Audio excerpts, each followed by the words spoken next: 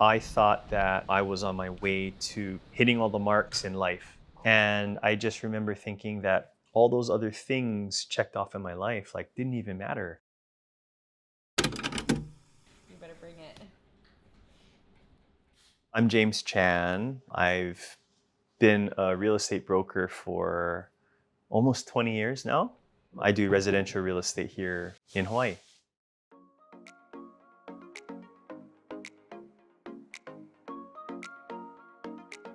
My parents were very involved with church and they raised us more Christian than Chinese. And growing up in a predominantly Chinese-speaking church, I also started to resent all the things Chinese. The language, the culture, it seemed so abrasive to me, all these different things. And by the time I got to college, I was just like, I didn't want to have anything to do with like the culture.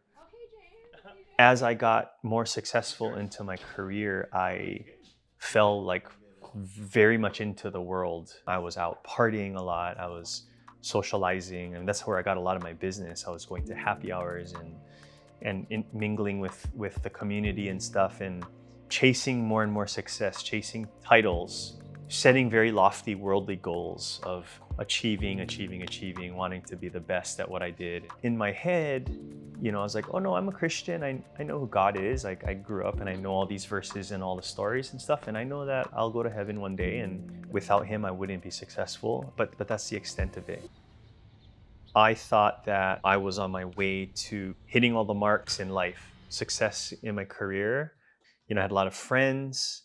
My family life was healthy. I had a good relationship with my parents. And then I thought the only thing I needed to do was, start a family or find a wife or something. And I ended up being in a really unhealthy and failed relationship that really took me down to my knees. And I remember being in a very, very low place in my life where I was very distraught. And I just remember thinking that all those other things checked off in my life like didn't even matter. I always felt like there was something tugging at my heart to always remember, like, you gotta go back to church. And I thank my parents for building that foundation because they introduced me to Jesus early on. In the middle of this like type of depression feeling, I went to church, I went to C4, where I didn't really know anybody, but I remember sitting by myself. I remember feeling so heavy and feeling like I was at the end of like my line. And then I remember crying out to God in my head saying like, Lord, all my life I've heard about you. If you are real and if you truly can, help me, I'm asking you right now to take this from me. Service was done and we're all leaving this really dark auditorium. It was like a big theater. And I remember the doors opening to the outside and it's like this really bright sunlight, the Hawaiian sun just hitting my face. At the same time that I felt and saw the brightness, I felt like a huge weight lifted off of me and I just felt like so light on my shoulders. For the first time in months, I felt like I had some direction, I felt like I had some hope, and I knew that God was really real. And slowly I learned this reliance on the Lord with this problem and this feeling and this deliverance that he could give. And I decided to go to church regularly and try to build community within church. I feel like James was everyone's best friend. He was like the captain of the football team that everyone wanted to hang out with. And so I was like, who is this guy? Really easy to get along with. Almost like an instant faithful friend. I was still like kind of lost in terms of like figuring out what I should be doing, but I knew that I needed to be plugged in a little bit more. I said, I want to learn Mandarin. I want to pick my Mandarin back up. Not 2 weeks later, I come out of church and somebody who's sitting at one of the tables outside, the missions table, said, James, have you ever thought about going to Taiwan? And I was like, that's really weird because I just was thinking to myself that I wanted to pick up Chinese again and really learn it. And then so she introduced me about this mission trip to Taiwan. I didn't know what a mission trip entailed, but I knew that I wanted to pick my Chinese back up. And I was like, cool, like I love traveling, so let's go to Taiwan. One of the things that we had to do was sit in small circle groups with the church members there. The church members were predominantly college students. They were so on fire about God and the Lord that they wanted to share the good news with their parents. And it was really sad because they were very frustrated and they just like their hearts truly broke for their parents. I was starting to realize that their struggles with their parents were so unrelatable to me. My parents are the same generation as these Taiwanese parents. They probably went to school together at some point. But my parents in America, all they wanted from me was not to go to school and do well in career and whatnot. All they wanted from me growing up was to know who Jesus was. And my desire was to excel at work and all this other stuff. So it's like the opposite. And then I was sitting there listening to them crying and thinking like, wow, I have such a blessed life. And I've just never really realized it. I ended up going home and reconnecting with my parents.